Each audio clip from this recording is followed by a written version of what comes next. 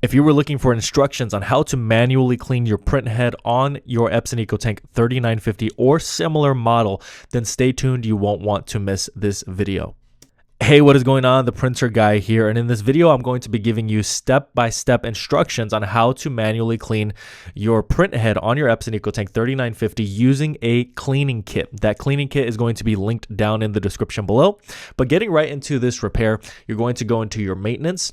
You're going to go down to print a nozzle check, print head nozzle check. You're going to click on that, click print, because you want to see where you're at.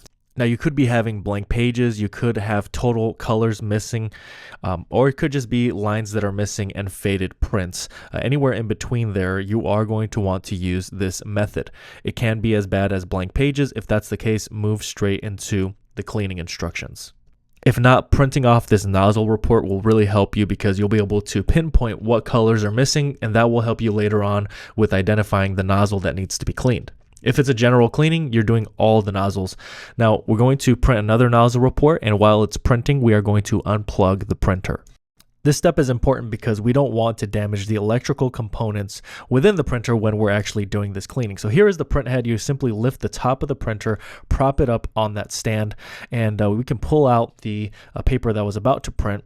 If this video ends up being helpful, please make sure to like any questions that I'll comment below. And if you want more content like this, please make sure to subscribe. Okay, now we switch over to taking the cover on the print head off. You're going to need a small Phillips head screwdriver. If you don't have one, I'll leave a link to one in the description below. But this is one small screw that you need to remove. From here, you can actually remove this cover simply by unlatching two of the latches that attach the cover. And at this point, we will be removing these makeshift cartridges, is what I call them, because they are simply cartridges for the use of passing ink through them to get to the nozzle. That's the best design that Epson could do for this, and it really does work well. And it makes it really easy to repair and to eliminate air clogs when needed. Once you are at this point in the process, we are now going to actually fold up a piece of paper towel. You can really use anything that's laying around, maybe in the kitchen, in the garage, as long as it folds down to this length or the width, and you're able to slide over the print head carriage over this paper towel, then it will be sufficient. Now, you may need to swap it out as you're doing this cleaning. For every 10 milliliters you use, you'll want to swap it. These are the nozzles, and they are color-coded. So you got black, cyan, magenta, and yellow. That's exactly how they are patterned on the actual print head. So here we have the Best Printers cleaning kit. It's going to be linked down in the description below. I'll be showing you how to use this cleaning kit in this video. This is really the best kit that you can use to solve this problem. It's what I've been using for years, and it has not failed me when I do my print head repairs on multiple printers that I've done it on. Also compatible with many other brands and printer models. So we are going to start with cleaning the black nozzle. As you can see, we are gently fitting that silicone tubing over the nozzle, and then we will begin to push cleaning fluid through here. If for some reason you're not able to push cleaning fluid through at all, you may need to warm up the cleaning fluid and try again. See, what we're doing with this process is we are clearing a clog that is in the nozzle. That can happen by running your printer too much without changing the maintenance box on this printer, or printing too little. Both of those will cause an issue. And so what we're trying to do is break the blockage. And if there's a really, severe blockage is the way I would describe it, then you need to use warmed up cleaning fluid and have some patience with the process. You may need to hold it there with some pressure for some time, but hopefully it just flows through just like you saw here in this video. Now, we can clean multiple colors, we can clean all of the nozzles, but this is just a little sample for you to see what we're able to do here with one nozzle. You could do it to the other nozzles, and make sure you're swapping out your paper towel if you are doing all of the nozzles. Now, if you're just doing one, you simply need one paper towel, and you'll just need to push about 20 milliliters through. If you're doing all the colors, do about 10 milliliters at a time, and you can begin cleaning one at a time. Of course, you can also buy additional cleaning fluid if you need additional cleaning fluid. This is very important. You need to wait 24 hours before you plug this printer back in. You want to allow everything to dry out and air out before you plug this printer back in. Now, we are not done with the cleaning process. We still need to go into our maintenance settings, and we will actually do one, a power cleaning, and number two, a regular print head cleaning until the colors return. So we will do that in just a moment, but it's really important that you actually fill your ink all the way to the top line. If you don't have ink currently, you can buy some with the link down in the description below for some 502 universal ink. And basically you want to have all of your ink tanks totally full as you're going through the power cleaning and printhead cleaning processes through the maintenance. And I'll show you how to do that process here in just a moment. But this is important because you want fresh new ink, especially if you're running low on ink. You definitely want to make sure those are filled to the brim. So that way that fresh ink is able to pressurize much better and you're able to get a lot more ink through the system.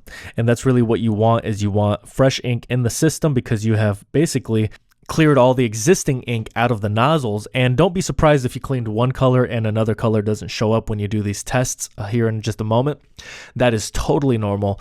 That means that the entire nozzle was cleaned.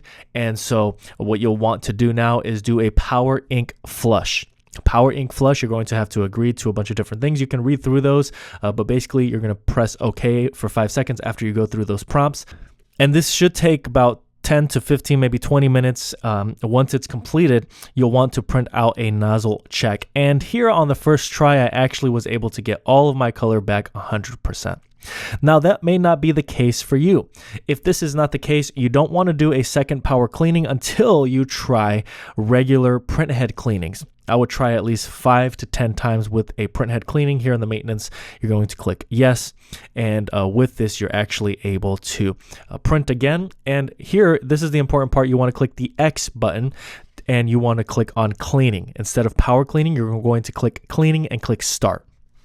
These regular cleanings are a lot faster, and so you can do, again, 5 to 10 times before you have to do another power cleaning. You want to limit your power cleanings down to maybe 2 or 3 maximum, and that's really if you're having a major issue. It's a good time at this point to check your maintenance box. And you can see we've used quite a bit of ours. If you check yours and you've used it for some time, you'll probably have a lot more used on it. And this is the maintenance box that I recommend. It's linked down in the description below. It will get you back to 100% capacity. And basically what this maintenance box does is it collects all of the excess and unused ink, all of the cleaning ink. So basically ink that's used during maintenance or additional ink left over when you're actually printing. This maintenance box is very easy to swap. You simply will pull this off. There is the compartment that is very easy to slide off on the back left corner of this printer. And with the new maintenance box linked down below, you actually will get a plastic bag where you can actually just discard the old maintenance box. Let's install this new one, and now we have 100% capacity. And a lot of times this is what caused your clog in the first place. So you really want to make sure to swap this out while you're doing this cleaning process. So you see here we have 100% capacity with the maintenance box, and this is really what you're able to do with the Best Printers cleaning kit. And you'll need some additional products, but they're products you need anyways to properly maintain this printer. Now, I really hope this video ended up helping you out and helped you solve the problem that you were having with your Epson EcoTank printer. If this video was helpful, please make sure to like. Any questions at all, comment below. And if you want more content like this, please make sure to subscribe. And remember all the product links down in the description below. Thank you so much for watching until the end of this video. I handpicked 2 videos that are here on the screen for you to watch next. Also consider subscribing to this channel. There's so much helpful content for you if you're a printer owner, and it's just good to have a resource like this for you in the future, whether you're dealing with a printer that's not printing well or you need more printer recommendations. So I look forward to seeing you again in another video.